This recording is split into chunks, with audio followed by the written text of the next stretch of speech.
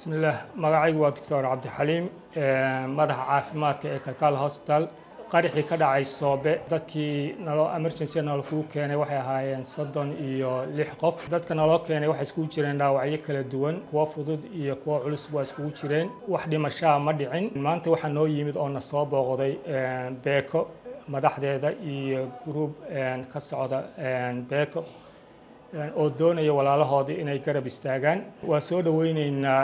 dareenka walaaltinimada leh oo ay doonayaan inay walaalahood ku garab istaagaan markii dadka muxsiniinta ay noo imaadaan waxaan sameynaynay bukaankan u geynaynay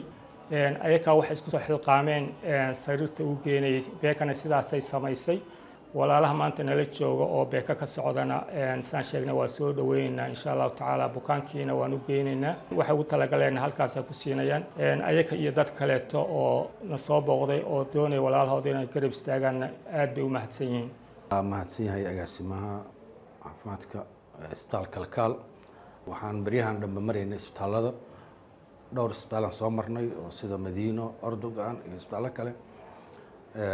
waxaan booqanaynay dadkii wax ku soo noqday qaraxii Soobe wixii markaas aan ugu talagalnay aan guddoonsiinaynay maantana waxaan kalkaal u nimid saas oo kale inaan guddoonsiino dadkii wax ku soo gaareen isbitaalo kalena waa noo dhiman yihiin oo ilaa inta meel qof oo ku yaalo oo isbitaalkaas wax ku noqdaba inaan tagnaan rabnaa marka isbitaalka waxaan aad ugu mahad celinaynaa sida inoo soo dhaweeyay iyo sida u qaabileen dadkii wax soo noqday oo ilaa 36 qof ahay ilaa intaas loo wada adeegay si bilaasha haddana loo baxnaaniyay aad iyo aad ugu mahadsan yihiin bismillaahir rahmaanir rahiim magacayga horta waa Dr. Cabdulqaadir Yuusuf Cabdullaahi agaasimaha caafimaadka isbitaalka Soomaali Suudaneys runtii waa sharaf inoo maanta booqashadiina waana ku mahadsantihiin gurmadka bukaanada isbitaalka noo joogo aad u fidiseen haddii ay tihiin teamka beeko runtii guud ahaan anaga bukaanada noo yimid maalinkii shilka dhacay waxay ahaayeen 25 bukaan inta si toos ah loo qaabilay isbitaalka 18 ka mid ah bukaanadaas isla maalinkii shaqooyinka caafimaad oo u baahnayeen marka loo qabtay waxay ku laabteen guryahoodii 7 bukaan ayaa waxay u baahnayeen adeegyo caafimaad oo dheeri ah ama xoogan oo isbitaalka la siixiyay qalimo kala duwan galay badankooda hadda bukaanadaas way bixeen insha Allah taala kulli guud ahaan bukaanadii hore maanta waa soo booqateen waana ku mahadsantihiin gurmadka aad u fidideen insha Allah taala wajazaakumullahu khayral jazaa bismillah alhamdulillah salatu wassalamu ala rasulillah ala alihi wasahbihi ajma'in ma ba'du allam hadis waxa ku guda jirnay maalmihii la soo dhaafay in aan booqano dadkii ku waxyeeloobay